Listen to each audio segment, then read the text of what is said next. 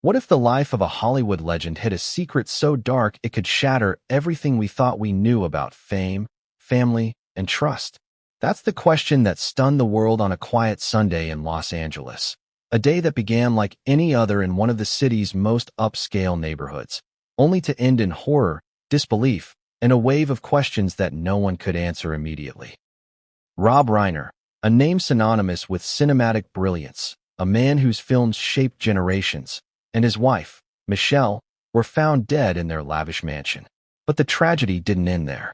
It was just the beginning of a story that would unravel so many hidden truths that it seemed almost unreal. Before we continue, please hit the like button, subscribe to the channel, and turn on the notification bell for updates. In the first moments after the discovery, friends and neighbors were in shock. How could the life of a man who brought laughter, tears, and unforgettable stories to the screen end in such darkness? Rob Reiner, the director whose works like This Is Spinal Tap, The Princess Bride, and When Harry Met Sally defined Hollywood's golden moments, was gone, alongside Michelle, a beloved figure in her own right. Yet the scene inside their home was not what anyone expected. The news reports were hushed, almost clinical, mentioning only that authorities were investigating, that their son, Nick Reiner, was implicated. But those few words would barely scratch the surface of what was to come. By now, you might be asking yourself, how could a family, celebrated, wealthy, admired, hide secrets so sinister under the veneer of ordinary life? That's exactly what made this story grip not just the city of Los Angeles, but the entire world. The FBI, usually reserved for high-profile criminal cases or matters of national security, was called in. And what they found inside the Reiner mansion would send shockwaves through Hollywood, through law enforcement, and through anyone who believed that wealth and fame could shield you from the darkness of human behavior. At first glance, the Reiner home looked like any other mansion in one of LA's poshest areas. Perfectly manicured lawns, expensive art adorning the walls, the subtle hum of air conditioning through the hallways. But as the FBI swept through each room, the facade began to crumble. Every door, every closet, every drawer was a potential clue. And with each discovery, the investigators realized that what had started as a tragic death investigation was becoming something far more sinister. The first room they entered told them something was off. Nothing in the house seemed forced or out of place, yet a meticulous observer would notice tiny details. The placement of objects seemed deliberate, the air heavy, almost suffocating in its stillness. As the agents continued, the mansion revealed its secrets layer by layer. They found items that hinted at obsession, secrecy, and control, things that didn't make sense for a family as well-known and well-loved as the Reiners. And then came the discovery that would haunt the agents for years. Evidence suggesting the presence of others, individuals whose stories had ended tragically, and whose connections to the Reiner family were shrouded in mystery. But before we dive into the horrors uncovered, it's important to understand the man behind the fame. Rob Reiner was more than a director. He was a cultural icon. Interviews with colleagues, actors, and friends paint a picture of a charismatic, driven individual, someone who could inspire, intimidate, and charm in equal measure. He was passionate, exacting in his work, a man who demanded excellence not just from others, but from himself. Michelle, his partner, was equally remarkable, known for her warmth, her sharp intellect, and her ability to navigate the often treacherous waters of Hollywood social life. Together, they seemed untouchable. Together, they were the picture of an ideal family. But appearances, as this story will show, can be deadly deceiving. The news of their deaths alone was enough to dominate headlines. But the world didn't yet know the extent of the horror waiting to be revealed. Nick Reiner, their son, was arrested almost immediately. Details were scarce at first, and rumors began to swirl. Neighbors described the family as private, reserved, and polite, yet there were whispers of tension, of arguments behind closed doors. Hollywood insiders were shocked, many struggling to reconcile the public image of the Reiners with the grim reality unfolding behind locked doors. How could this happen in a family that appeared so perfect, so untouchable? The answer, it turned out, was darker than anyone could have imagined. Then came the revelation that would ensure this story would not be forgotten. investigators discovered the bodies of 15 women inside the mansion. 15 lives vanished under circumstances that were both shocking and deeply disturbing. Names were withheld initially, but law enforcement confirmed that each woman had been connected to the Reiner family in some way. Some were friends, some were colleagues, others were acquaintances whose connections were not immediately clear. Each death had been meticulously hidden, carefully masked to avoid suspicion. And the methodical nature of the concealment revealed a level of planning and cold calculation that stunned even seasoned investigators. As the FBI delved deeper, evidence emerged that suggested a chilling pattern. There were photographs, documents, digital records, clues that indicated premeditation, and perhaps even a motive rooted in control and entitlement. Law enforcement officials were forced to confront a truth that many would find impossible to accept. The Reiners, or at least Nick, may have been orchestrating horrors for years without detection. How does a son go from child to murderer? How does a family's legacy become intertwined with tragedy? These are questions that would dominate the investigation, the media coverage, and public fascination in the weeks and months to follow. Even as investigators pieced together the scene, the public's response was one of disbelief. Fans mourned the loss of a director who had given them so many unforgettable films. Celebrities expressed shock, some even sharing personal anecdotes about the Reiners' generosity and kindness. But behind the veneer of grief, fear and suspicion grew. Could such darkness exist alongside fame and talent? Could wealth shield one from accountability? Or, worse, enable crimes so unspeakable? Social media erupted with speculation, from theories of family conflict to outright conspiracies. Yet through it all, the most damning truth remained locked inside the mansion, hidden in plain sight, waiting to be revealed. And that brings us to the central question of this story. What exactly did the FBI find in the Reiner mansion that was so shocking, so horrific, that it would leave the world questioning not just a family, but everything we thought we knew about the safety of trust, the illusion of perfection, and the dangerous depths of human behavior? What connection did these 15 women have to the family, and why were they brought to such a tragic fate? The investigation promised answers, but every revelation seemed to open more doors, uncovering layers of deceit, obsession, and betrayal that no one anticipated. By now, you might be wondering, how did law enforcement even begin to piece this together? How could one family harbor such dark secrets without detection? And what drove Nick Reiner, the son, to commit what he would later confess as the abomination?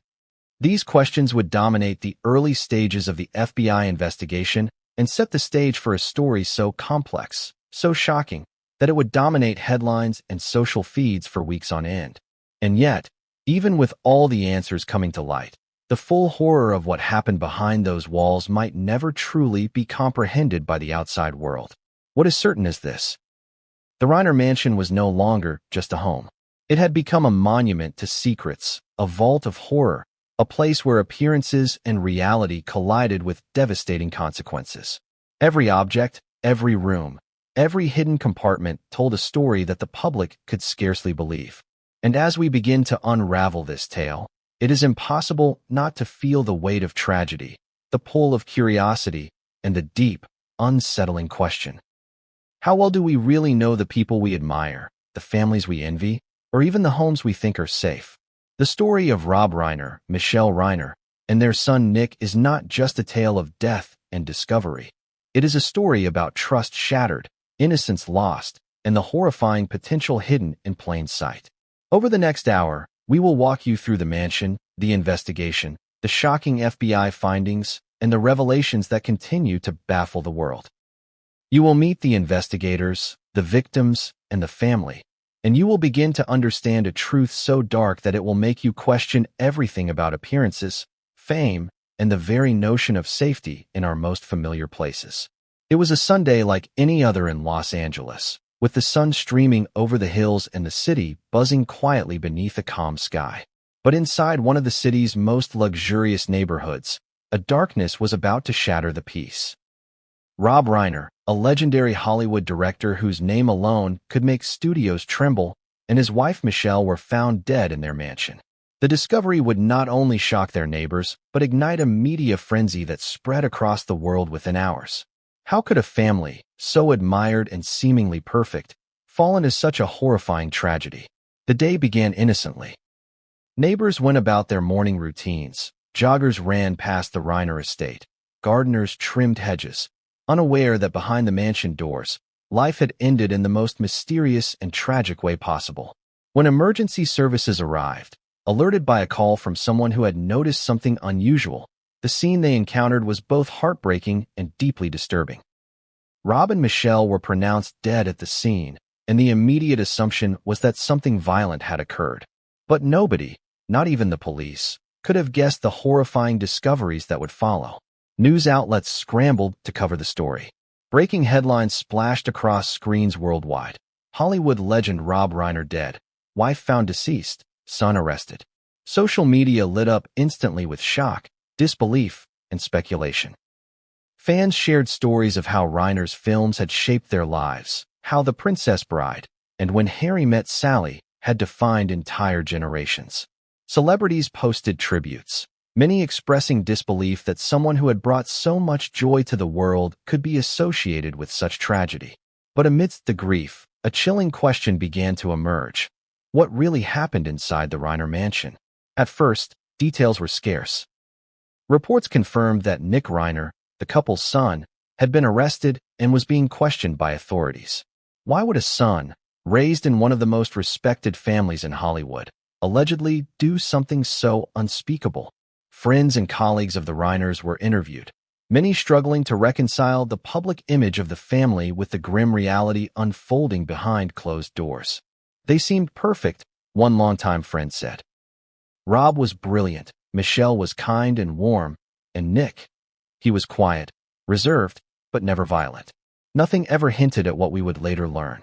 The media narrative quickly evolved. As reporters combed through past interviews, public appearances, and even social media, contradictions emerged. Neighbors recalled heated arguments, unexplained absences, and moments of tension, but nothing that could predict the horrors inside the mansion. Friends described the Reiners as private but loving, a normal family despite fame. Yet law enforcement was beginning to uncover evidence suggesting that normalcy had been a carefully maintained facade. The mansion itself, once a symbol of luxury and comfort, was now a crime scene filled with questions, each one darker than the last. When the FBI arrived to investigate, the scene became even more surreal. The mansion, sprawling and meticulously maintained, seemed almost untouched from the outside. But as agents began their work, it became clear that the tragedy was far greater than anyone had imagined. Reports soon revealed that what was initially thought to be a straightforward case of a domestic tragedy or sudden death was instead connected to something far more sinister. The deaths of 15 women, hidden inside the mansion, each one a victim of circumstances that would shock even the most seasoned investigators. Public reaction ranged from disbelief to horror. Fans of Rob Reiner, who had spent decades celebrating his cinematic achievements, struggled to reconcile the idea of the man behind the camera with the nightmare his family's home had become. Social media became a whirlwind of speculation, conspiracy theories, and questions. How could this happen? People asked, how could a family with such fame, such privilege, harbor such darkness? In living rooms across the country, millions of viewers were glued to the news, desperate for answers that were still out of reach. Investigators faced a difficult task. They had to navigate not only the complex layout of the mansion, but also the layers of secrecy, deception, and concealment that had been meticulously maintained. Every room, every corner, every locked door became a potential clue. The first reports described a house eerily quiet, almost as if it were waiting for its secrets to be discovered. Agents noted that some areas of the mansion had been modified, hidden compartments and false walls designed to conceal the horrors inside. And as the first details emerged about the deaths of 15 women, the case transformed from a personal tragedy into a shocking criminal investigation with global implications.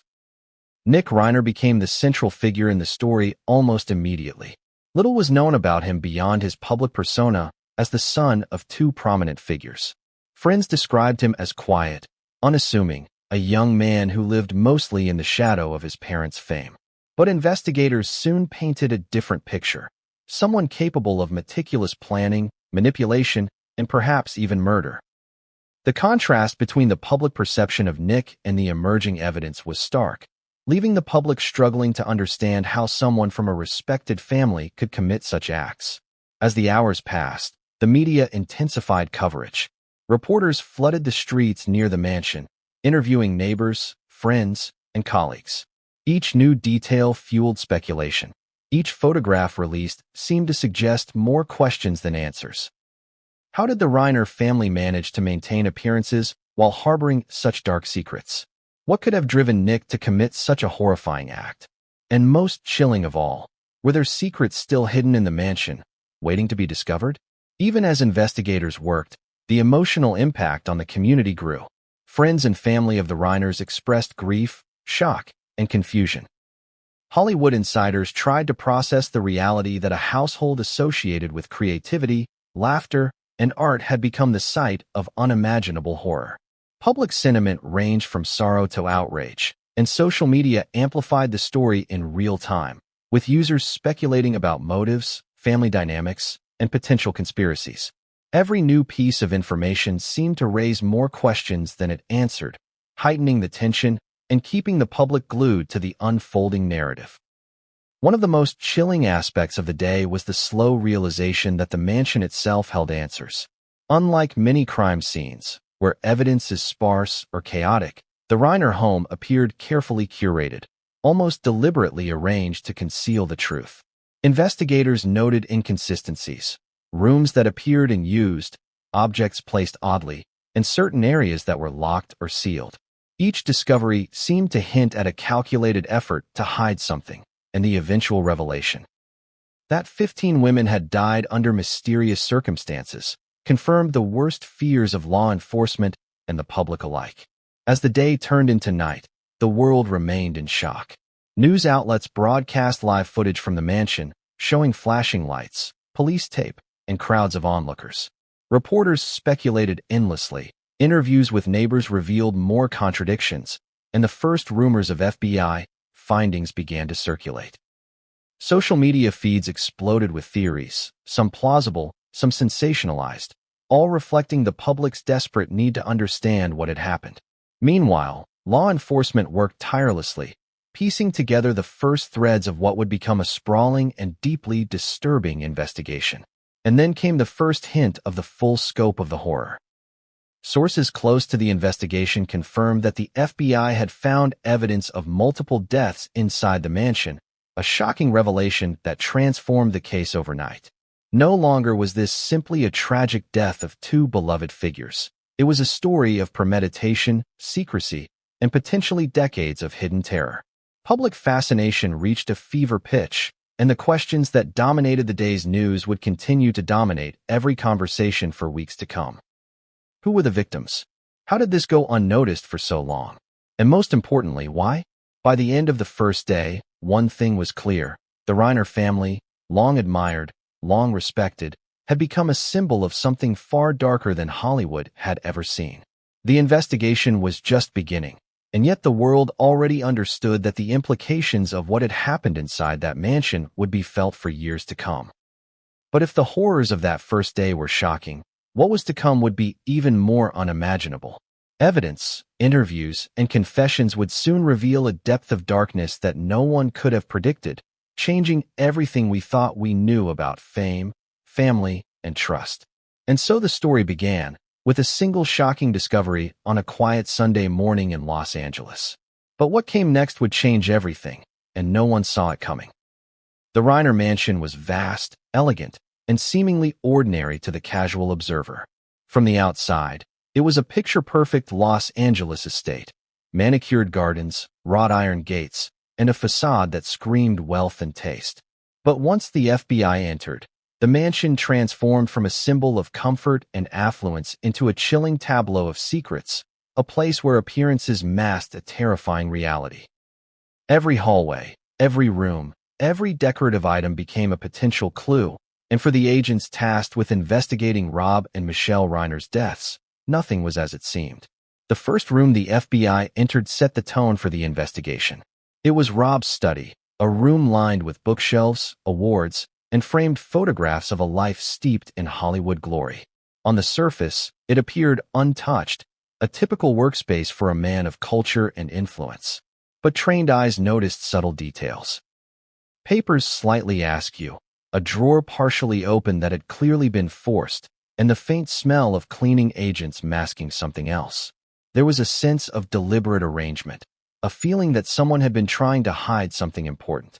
And the agents had the unsettling realization that the mansion itself might be hiding answers that went far beyond a simple crime of passion or domestic tragedy. As they moved through the study, the investigators found their first hints of irregularity. Personal items belonging to people no one had expected, letters and notes that suggested more than casual acquaintance. Some were mundane, but others contained cryptic references, names, dates, and places that did not align with anything known about the Reiners' public lives. The sense of unease grew with every discovery. Each item seemed to whisper a question. What had happened here? Who had been here? And why had no one noticed before? The agents then moved to the living areas, rooms that should have reflected the warm, welcoming persona the Reiners projected to the world.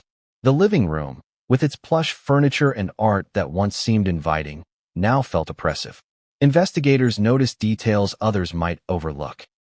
The placement of chairs that blocked certain viewpoints, drapes that were always drawn even in the daylight, and an unusual number of locks and security devices installed in inconspicuous places. It was as though someone had meticulously engineered the home to hide, not protect, secrets. The deeper they went, the more they realized the Reiners' mansion was not a home. It was a carefully curated stage, a setting where the mundane and the sinister coexisted, waiting for someone to uncover the truth. In the kitchen and dining areas, the investigators found traces of ordinary life interwoven with odd anomalies. The refrigerator and pantry contained normal food and beverages, but drawers held items that didn't belong, including envelopes with unexplained codes and personal effects from unknown individuals. The investigators began piecing together a disturbing picture. While Rob and Michelle lived and worked in the mansion, others had been present there under mysterious circumstances. And the possibility that these presences were tied to the deaths of 15 women began to loom over the agents like a shadow they could not shake. The bedrooms were next. On the surface, these rooms seemed untouched, beds made, nightstands arranged, wardrobes orderly. But hidden in closets, under floorboards, and behind false panels, the investigators uncovered evidence that would shock anyone. Photographs of unidentified women, personal items belonging to multiple people, and small notes containing names, dates, and cryptic symbols. Each discovery added another layer to the mystery. Agents began to see patterns emerging, patterns that suggested the mansion had been a controlled environment, a place where someone's life, or perhaps several lives, was being monitored, manipulated, and hidden from the outside world. One of the most chilling moments came when the investigators entered the family office. This was the room where Rob had reportedly spent hours planning films, meeting with collaborators, and managing his business affairs. Here, the FBI found files and documents that suggested a level of organization and premeditation that was frightening. Lists, schedules, and photographs indicated that someone had been tracking people, maintaining records, and planning actions that went far beyond ordinary family matters. The magnitude of what they were discovering began to set in. The mansion was more than a home. It was a central node in a web of secrets, a place where the ordinary and the horrific intersected. Throughout the search, the agents noted an overwhelming sense of calculation. Nothing seemed random. Every object, every arrangement, every hidden compartment suggested intention. And the agents, experienced in some of the country's most complex investigations, found themselves unsettled by the level of control that had been exercised within the mansion. It was as though the home itself had been weaponized, turned into a tool for concealment and manipulation. And for the FBI, the realization was stark. They were not simply investigating a death. They were uncovering a carefully maintained world of hidden horrors. Even mundane areas, like bathrooms and guest rooms, revealed anomalies. Hidden safes, concealed compartments, and locked boxes suggested that the mansion's occupants had gone to extraordinary lengths to keep certain items, and perhaps certain people, out of sight. The investigators pieced together a terrifying picture. The mansion had been both a living space and a place of confinement, a controlled environment in which the boundaries between private and sinister were deliberately blurred. Each new room added layers to the story, and the sense of dread grew with every step. Then came the first truly shocking discovery: a hidden passage behind a bookshelf, a corridor that had clearly been designed to conceal movement and access within the mansion. It was here that agents found personal effects, photographs, and evidence suggesting that unknown individuals had been brought into the home, monitored, and perhaps even confined. The scale of planning required for such a setup was staggering, and for the FBI, it confirmed what they had begun to suspect. The Reiner mansion was a place of secrets far darker than anyone had imagined, a place where appearances had masked unimaginable acts. Even as they cataloged the evidence, the agents grappled with the emotional weight of what they were uncovering. The juxtaposition of normal domestic life with the hidden horrors created a tension that was almost unbearable. On one hand, there was the image of Rob and Michelle Reiner as accomplished, respected figures in Hollywood. On the other, there was the evidence that suggested a family life intertwined with secrecy, control, and potentially deadly consequences. How could such duality exist in one household? How could the public image of a family be so perfectly maintained while horrors unfolded behind closed doors? By the time the FBI completed their initial sweep, it was clear that the mansion itself was a central player in this story. It had been meticulously designed and maintained not just for comfort or luxury, but as a place to conceal, monitor, and control. The sense of premeditation was overwhelming. And yet, even with these discoveries, the most terrifying secrets were still waiting to be uncovered. Secrets that would redefine what the world thought it knew about Rob Reiner, Michelle, and their son, Nick. The first day inside the mansion ended with a chilling realization. Every room, every hidden corner, every carefully placed object was a piece of a puzzle far larger and darker than anyone could have imagined. The FBI's discovery had set the stage for a story that would shock Hollywood, horrify the public, and reveal a truth that seemed impossible. And as the agents prepared to delve deeper, they knew one thing for certain. This mansion held secrets that would change the course of the investigation forever. But the most terrifying part was still to come. Hidden beneath layers of art, luxury, and ordinary life lay the basement, a room the FBI had yet to fully explore.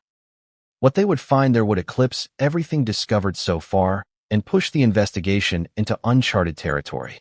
And it was in that basement that the first signs of the mansion's darkest horrors would finally be revealed.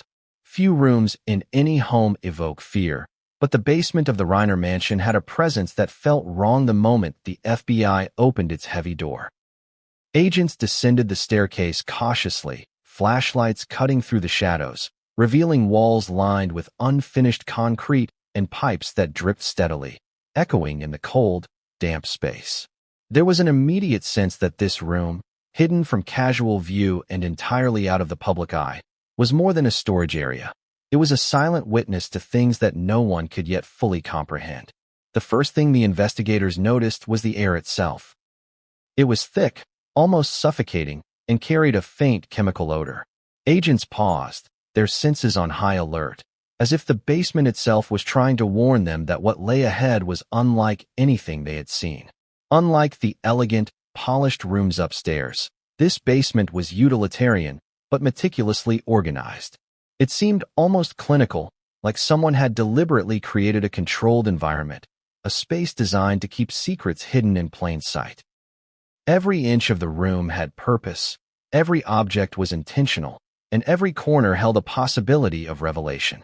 It was in the far corner of the basement that the agents found the first truly shocking clue: a series of personal items belonging to unknown individuals.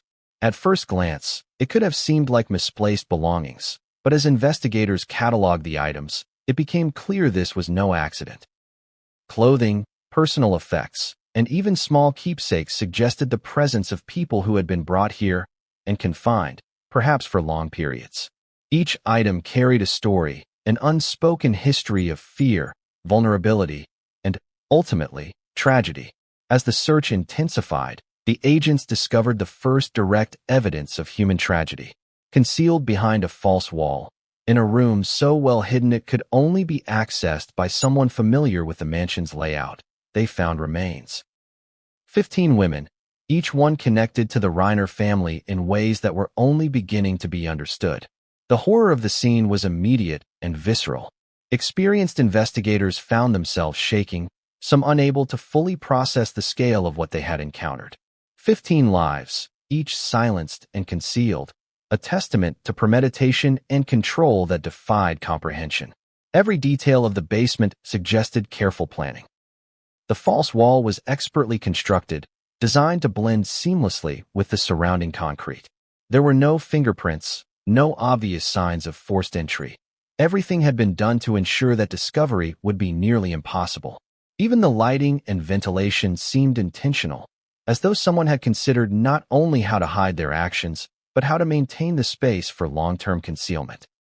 It was a calculated, deliberate act, one that spoke to a level of cold precision that shocked the agents to their core. As the investigation progressed, the agents began to piece together the timeline. Items found in the basement suggested that the women had been brought here over a period of years. Personal notes, photographs, and identification documents indicated a methodical approach. Investigators theorized that the Reiner mansion, or at least sections of it, had been used as a controlled environment, a place where certain individuals could be manipulated, monitored, and ultimately silenced. It was a horrifying realization. The home of a beloved public figure had been transformed into a site of unimaginable suffering. The psychological weight of the discovery was profound.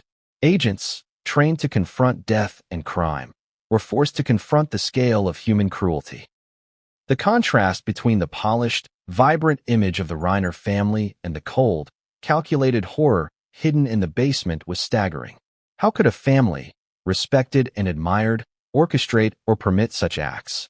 What psychological and emotional factors could drive someone to commit or conceal such atrocities? The questions were endless, and the answers terrifying. One of the most disturbing aspects was the realization that the women had not been chosen at random. Evidence suggested they had specific connections to the family, whether professional, social, or personal. This was not mere coincidence. Each victim's presence in the mansion appeared intentional, tied to motives that were only beginning to be understood. As investigators cataloged each piece of evidence, a chilling picture emerged. This was not a spontaneous act of violence. It was planned, executed with precision, and hidden behind the very walls designed to project normalcy. Adding to the horror were the signs of control and surveillance. Agents found cameras, recording devices, and other equipment that suggested the women had been watched, perhaps monitored, over extended periods. Notes indicated schedules, behaviors, and routines had been meticulously recorded. This was more than a crime. It was a system, a controlled environment in which the lives of 15 women were dictated, monitored, and ultimately extinguished. For the FBI, it was one of the most disturbing cases they had ever encountered. The basement itself became a central focus of the investigation.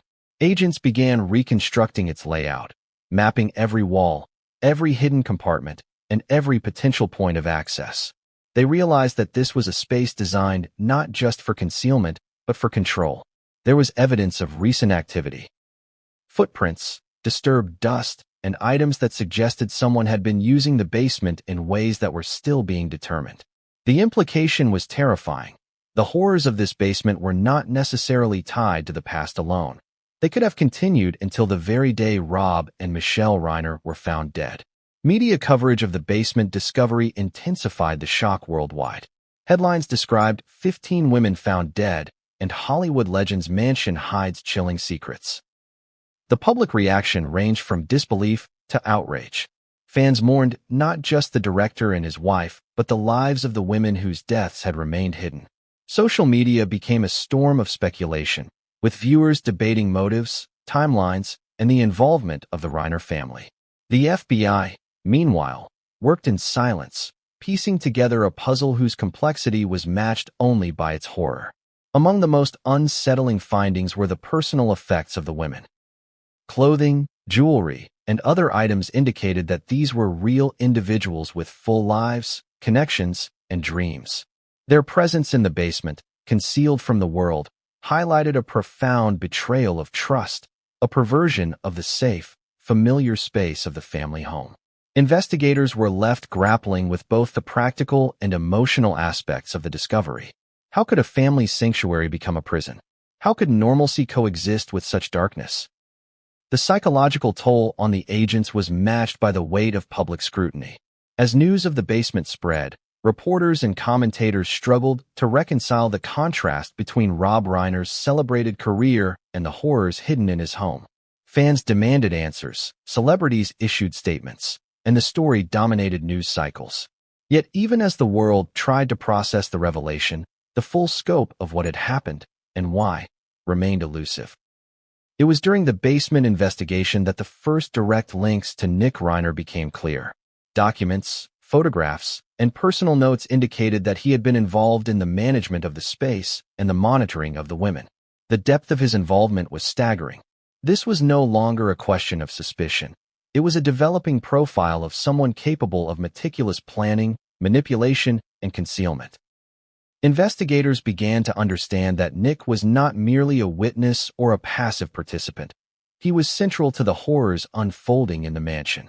The basement also revealed unexpected clues about the timeline of events. Items suggested that the presence of some women had been ongoing for months, even years. Digital evidence, including devices and recordings, indicated that the monitoring had been systematic. The FBI now faced the grim task of identifying each victim, determining when and how they had died, and piecing together the motives and methods behind the concealment. It was a task fraught with emotional weight and procedural complexity, one that would take months of painstaking work. As the agents prepared to leave the basement for the day, the sense of dread lingered. The mansion had already revealed more than anyone could have anticipated, and yet the full story was far from complete. Every room, every hidden compartment, every clue suggested a depth of horror that was almost unimaginable.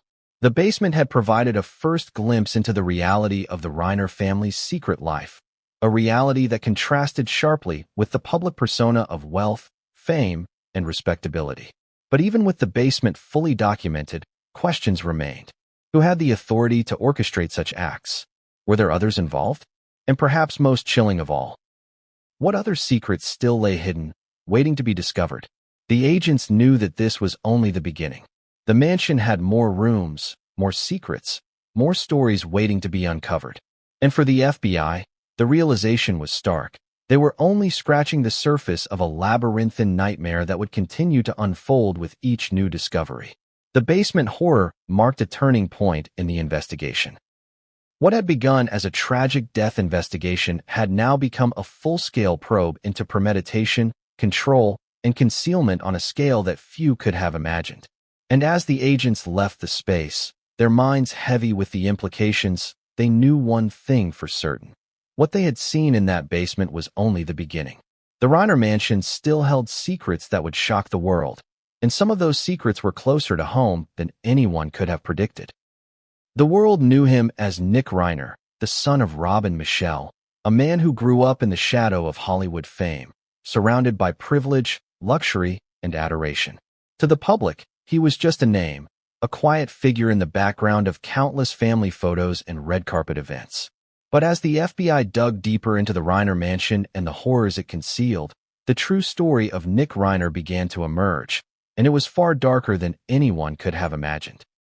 From the outside, Nick's life appeared unremarkable. He had the benefits of his parents' wealth, a prestigious upbringing, and access to a world most could only dream of. Yet, despite these advantages, whispers began to surface about a troubled young man. Neighbors remembered a quiet, often withdrawn figure, polite but distant. Friends described him as intelligent but intensely private, a young man who often seemed uncomfortable with attention.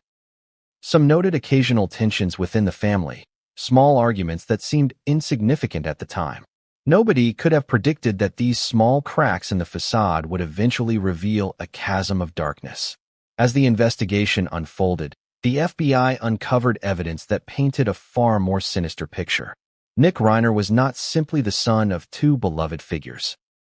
He was a man who, according to documents, personal notes, and digital records, had assumed a level of control over the mansion and over the lives of others that was unimaginable.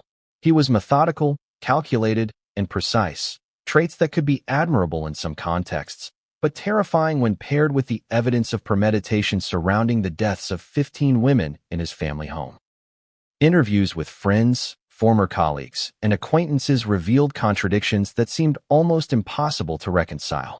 Those who knew him described moments of kindness and thoughtfulness, but others recalled disturbing behaviors, obsessive tendencies, an intense desire for control, and episodes of anger or manipulation. Nick could be charming, one friend said, but there was something in him, a side you didn't see until it was too late. He could control a room, a conversation, a situation, and you wouldn't even realize it until after. These revelations began to create a chilling narrative. Nick Reiner, son of Hollywood royalty, may have transformed the comforts of a family home into a stage for manipulation, surveillance, and ultimately, violence. The FBI's discoveries in the mansion provided the first concrete evidence linking Nick directly to the horrors within. Digital files, financial records, and handwritten notes indicated meticulous planning.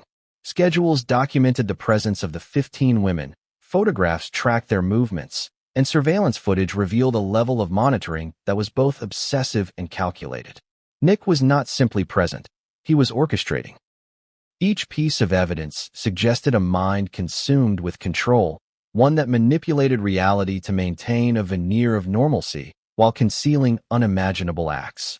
Psychologists and criminal profilers consulted during the investigation began to construct a psychological profile of Nick Reiner. They described a man with traits often associated with obsessive-compulsive behaviors, narcissistic tendencies, and an extreme need for control. Combined with the apparent premeditation and concealment of deaths, the profile suggested someone capable of cold calculation and manipulation on a scale rarely seen. What made it even more horrifying was that all this occurred within a family context, in a home that should have been safe, a home that the world had once envied. Public reaction to Nick's arrest and potential involvement was intense. Headlines called him a monster and unthinkable betrayal, while commentators debated the influences that could lead someone from ordinary family life to acts of unimaginable cruelty. Social media exploded with speculation, some sympathetic to the pressures of living under Hollywood fame, others enraged by the betrayal and horror. Yet through all the public discourse, investigators knew the truth would not emerge fully until they could reconstruct the timeline, motives, and methods behind the actions revealed in the mansion. Nick's upbringing, once a point of pride for the Reiner family, became central to understanding the case. Friends and psychologists noted that growing up in a household with fame, wealth, and intense public scrutiny could create pressures many could not imagine. But even with these pressures, the leap from privilege to premeditated violence seemed unfathomable. How could a young man raised with love, opportunity, and guidance descend into such a calculated, horrifying world of control? What drives someone to turn a home into a prison, a sanctuary into a site of death? One of the most chilling aspects of the investigation was the discovery of communications that suggested Nick had fully internalized secrecy and manipulation as a way of life. Messages between him and unknown contacts revealed a mind capable of planning months or even years ahead, anticipating potential obstacles, and creating contingencies for maintaining the facade of normalcy. These were not impulsive acts. They were strategic, calculated, and executed with precision. And each discovery reinforced the terrifying idea that the Reiner mansion had become a controlled environment, a place where Nick held power over life, death, and perception. Law enforcement also began investigating Nick's relationships outside the family. Associates, casual acquaintances, and professional contacts were interviewed, revealing a network of connections that seemed ordinary but, under scrutiny, suggested patterns of influence and control. Some individuals had been manipulated into silence, others kept at a distance, and a few appeared to have been unwitting participants in the carefully orchestrated environment within the mansion. The web surrounding Nick was complex extending beyond the home into social, professional, and possibly financial spheres. The question of motive remained central to the investigation. Why would Nick commit or orchestrate such acts against 15 women connected to his family? Investigators theorized that elements of resentment, entitlement, control, and psychological disturbance may have played a role. Some evidence suggested personal grudges or perceived slights, while other elements pointed to an obsession with secrecy and domination. Yet despite the growing understanding of his psychological profile, the full explanation remained elusive. Each answer seemed to uncover more questions, deepening the mystery and amplifying the horror. Even family members struggled to comprehend what had happened. Interviews with distant relatives and close friends revealed disbelief, confusion, and a sense of betrayal. Many had viewed Nick as a reserved but harmless figure, unaware of the darkness developing in his life. He was always a private person, one cousin said. Quiet, focused, a bit odd maybe, but we never imagined anything like this. How could someone you grew up with, someone you loved, do this? The juxtaposition of innocence and atrocity was one of the most confounding aspects of the case. Investigators also discovered financial evidence suggesting that Nick had been managing funds, resources, and assets in ways that maintained control over the mansion and potentially over the lives of those inside. This added another layer to his profile. He was not only manipulating physical space, but also economic and social environments, ensuring that his control extended beyond mere observation.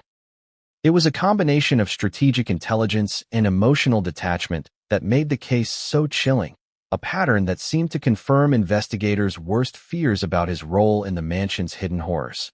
As the FBI continued piecing together evidence, Nick's behavior during initial questioning revealed a complex mix of denial, deflection, and calculated responses. He appeared aware of the gravity of the situation, yet at times displayed an unsettling calm, as though the reality of the basement and the 15 women had not fully registered emotionally. Criminal profilers noted this could indicate detachment, compartmentalization, or a form of psychological manipulation, skills that, when combined with his calculated orchestration, painted a picture of someone extraordinarily dangerous. Public fascination with Nick Reiner intensified with each new detail. Documentaries, news specials, and viral videos dissected his background, family dynamics, and potential motives. Experts debated whether he was a product of environment, psychological predisposition, or something more sinister. Social media users speculated endlessly, creating theories and narratives, while the public's obsession with the case grew. Yet for law enforcement, the goal remained clear. Uncover the truth, document the evidence, and understand the full extent of Nick's involvement in a case that had shocked the world. By the end of this phase of the investigation, one fact was undeniable. Nick Reiner had played a central role in a series of events that transformed the Reiner mansion from a home of creativity and love into a stage for control, secrecy, and unimaginable horror. The public's perception of him as a quiet, unassuming son was gone, replaced by a chilling reality. A man capable of orchestrating and concealing acts that defied comprehension. And yet, even as investigators reconstructed his actions, motives, and psychological profile, one question remained unanswered. What drove Nick Reiner to betray the very people who gave him life, love, and opportunity? What dark impulse could transform a son into a figure at the center of horror? The answer was closer than anyone could imagine. And it would emerge in ways that would shock even those who had been following the investigation from the very beginning. 15 lives. 15 women, each with a story, a past, a world of hopes and dreams that ended in the shadow of the Reiner mansion. As the FBI began to identify them, the narrative shifted from abstract horror to intimate tragedy. These were not simply numbers in a report.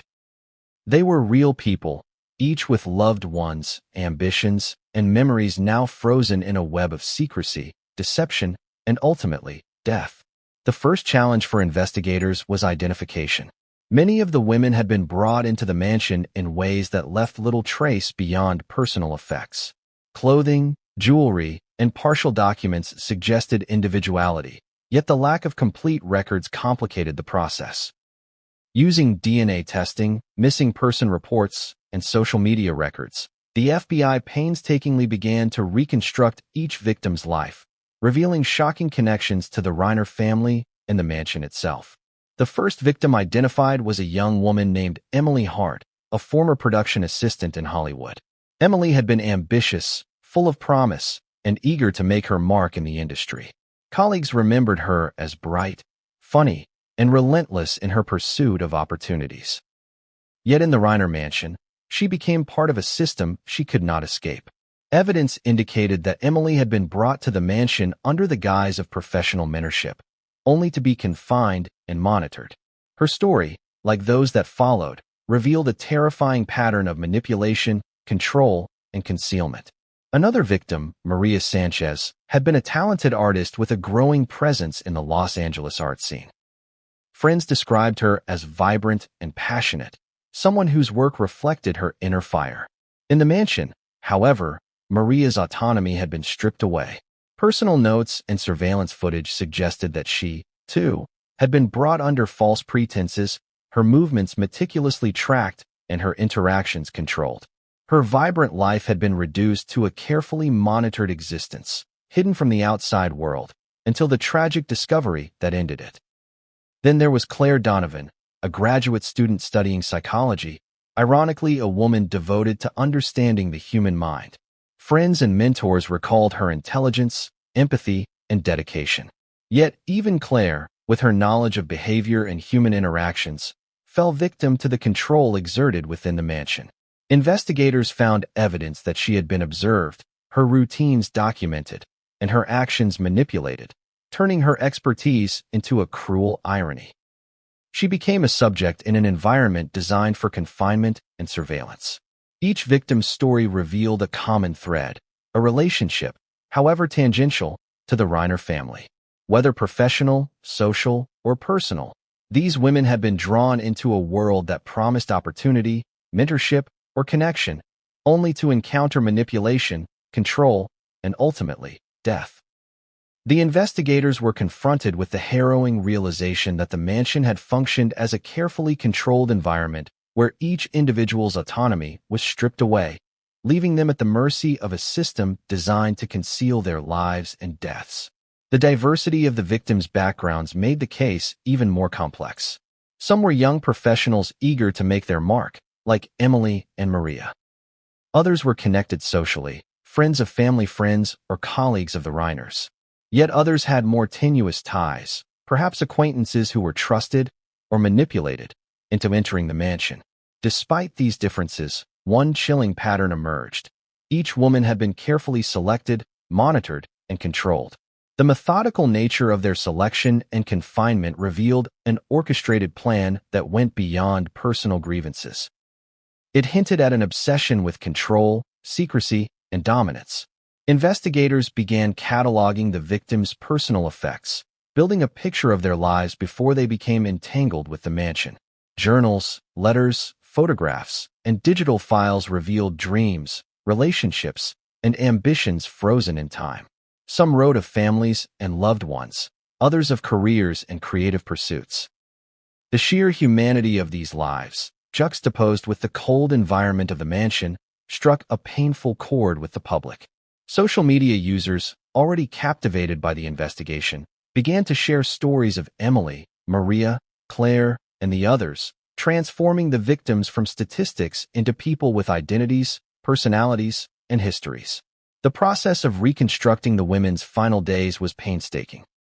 Investigators used digital forensics to analyze phones, emails, and social media activity. Surveillance footage from both inside and outside the mansion provided a timeline of movements, interactions, and, in some cases, attempts at escape. Each detail painted a picture of fear, manipulation, and ultimately, helplessness. The women were alive at different times within the mansion, but all faced the same fate.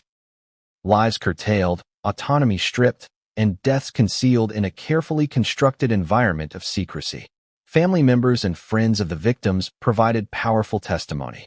Some had reported loved ones missing years earlier, only to find their worst fears realized in the FBI's discoveries. Emotional interviews revealed disbelief, grief, and anger, as those who had once hoped for explanations were confronted with evidence of control, manipulation, and concealment. One relative of a victim described the experience as living a nightmare within a nightmare, realizing that the person they loved had been drawn into a world that no one could have imagined existed. The FBI also uncovered evidence that suggested a hierarchy among the victims. Some women had been under the mansion's control for years, others for shorter periods. Some were more heavily monitored, their lives more meticulously tracked. This implied a strategy or method behind the selection and treatment of each individual, a pattern that hinted at premeditation, manipulation, and perhaps even obsession. The agents noted that the selection process seemed deliberate, tailored to maintain control and minimize the risk of discovery. One of the most disturbing findings was the evidence of psychological manipulation. Notes, digital records, and personal accounts suggested that the women were subjected to surveillance, restriction of communication, and emotional control. Some were made to believe that escape was impossible, that the outside world would not believe them, or that no help was available. The environment was engineered to strip autonomy, create dependency, and enforce silence.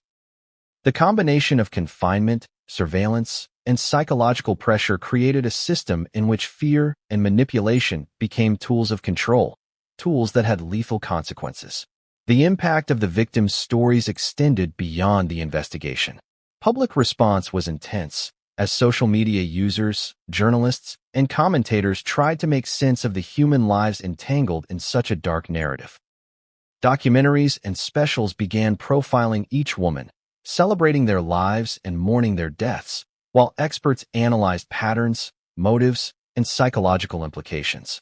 The victims, once hidden and silenced, became central to the story, their lives providing context, emotional weight, and urgency to the unfolding investigation. Perhaps the most painful aspect was the realization that the mansion's horrors had been concealed for years. Some women had been missing from public life, their absences unnoticed or unexplained, while the mansion maintained the facade of normalcy. Investigators concluded that the concealment was deliberate, a combination of architectural design, manipulation, and social control that allowed such acts to continue undetected. It was a chilling lesson in how appearances can deceive, how control can mask horror, and how even the most admired households can hide unimaginable secrets. The FBI continued reconstructing each woman's story. Emily, Maria, and Claire were only the beginning. Each new identity added layers to the narrative, revealing patterns, connections, and motives. Agents compiled timelines, digital evidence, and personal histories, piecing together a complex mosaic of control, manipulation, and tragedy. The public, once focused on Rob and Michelle Reiner, now began to understand that the story extended far beyond their deaths. The victims' lives, autonomy, and deaths became central to understanding the full scope of what had transpired in the mansion. And yet, even with the names and stories identified, one question remained. What had driven the actions that brought these women into the mansion, monitored them, and ultimately ended their lives? The investigation had begun to uncover the methods and patterns, but the motives, the psychological forces, and the family dynamics that had allowed such horror to occur remained elusive. Each story revealed fragments, clues that hinted at a deeper narrative, one that would challenge assumptions, test beliefs, and ultimately expose truths that the world was not prepared to face. The victims, once silent and hidden, had finally begun to speak through the painstaking work of investigators. Their stories transformed the Reiner mansion from a setting of wealth and fame into a stage of human tragedy, exposing the consequences of secrecy, control, and manipulation. And as the public grappled with these revelations, the investigation was only beginning to reveal the extent of the horrors, the depth of planning, and the shocking truths that lay at the heart of the Reiner family's darkest secrets. The investigation had already revealed horrors beyond comprehension. 15 women, hidden in a mansion that outwardly reflected luxury, success, and Hollywood prestige. But as the FBI delved deeper, the evidence began to reveal a single, undeniable thread connecting the victims, a thread that led straight to Nick Reiner, the son of Rob and Michelle. The extent of his involvement, the meticulous planning, and the chilling precision with which he operated left even the most seasoned agents questioning how a single individual could maintain control over such a web of deception. The breakthrough came from digital evidence. Agents discovered that Nick had maintained multiple encrypted devices, each one a repository of schedules, photographs, surveillance footage, and personal notes detailing the movements, routines, and behaviors of the women. These were not casual notes. They were systematic records, organized with precision and clarity, creating a blueprint of control over 15 lives.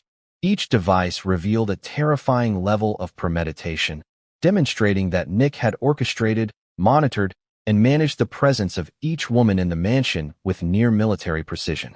Even more shocking was the discovery of communications between Nick and unknown contacts outside the home. Emails, text messages, and encrypted chat logs suggested coordination, instructions, and updates related to the women in the mansion. These messages demonstrated not only control but awareness of the consequences of his actions. In some messages, he appeared to strategize, anticipating questions, ensuring that no trace of wrongdoing could be discovered. The meticulous nature of these communications revealed a mind fully engaged in manipulation, control, and concealment. Far beyond what investigators had initially imagined, handwritten notes found in the mansion provided another layer of evidence. Nick had documented the presence of each woman, creating logs that included arrival dates, durations of stay, behavior, and psychological observations. Some notes were chilling in their detachment, describing moods, reactions, and interactions in clinical, almost impersonal language. Investigators recognized a disturbing pattern. Nick was treating these women not as human beings with autonomy and rights, but as subjects to be monitored, recorded,